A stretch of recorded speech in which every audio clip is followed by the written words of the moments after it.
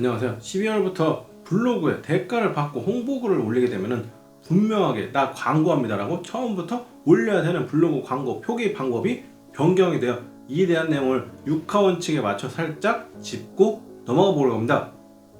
블로그를 작성하는 조건은 수익을 얻었거나 쿠팡, 파트너스 또는 알리익스프레스 링크처럼 미래의 수익이 발생할 예정이 있는 사람들이 모두 해당됩니다.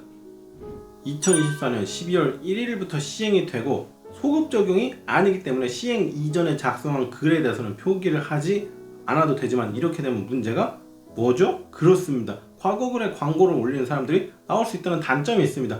하지만 네이버 블로그는 이미 발행된 글을 수정하는 걸 좋아하지 않기 때문에 이렇게까지 작성하는 사람들은 그렇게 많지 않을 거라고 봅니다.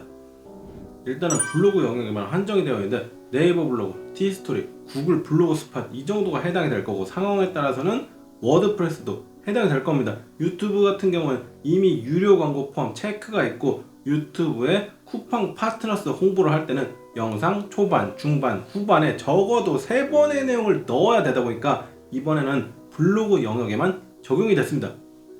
블로그 제목이나 본문에 유료 광고라는 것을 명확하게 알 수 있도록 표기를 해야 됩니다. 유료 광고 표기를 하는 방법은 두 가지가 있는데 첫 번째는 있긴 하지만 아무도 안 할 것 같은 방법입니다. 바로 제목에 유료 광고라는 것을 표시하는 방법인데 이런 식으로 제목 앞에 광고 표기 붙는 메일 받아보셨죠? 똑같이 쓰시면 됩니다. 단 작성할 때 제목이 잘리지 않게 길이를 강제로 조정해야 됩니다.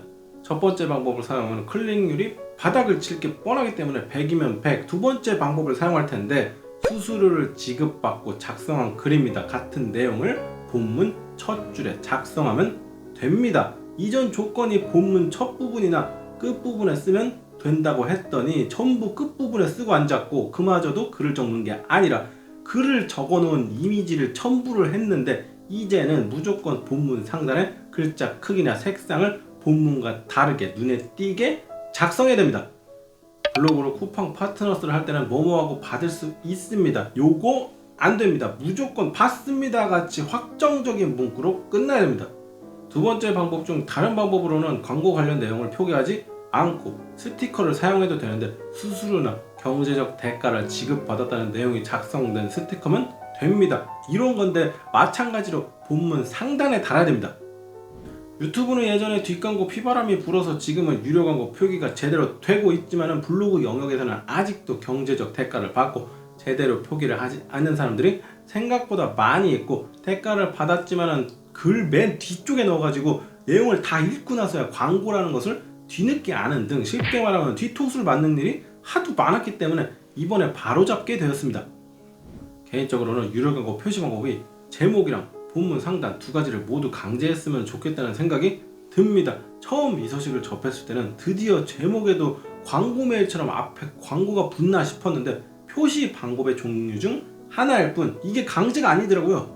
이렇게 되면 법이 개정되더라도 일단 글이 광고인지 아닌지 검색 결과로는 알 수 없기 때문에 무조건 한 번은 눌러야 한다는 문제가 있습니다. 메일함 열어보면 앞에 광고 표시 붙은 메일들 안 읽고 삭제하잖아요. 처음부터 그렇게 보지도 않고 걸을 수 있나 싶었지만 이번에 뚜껑을 열어보니 현실적으로 불가능하더라고요.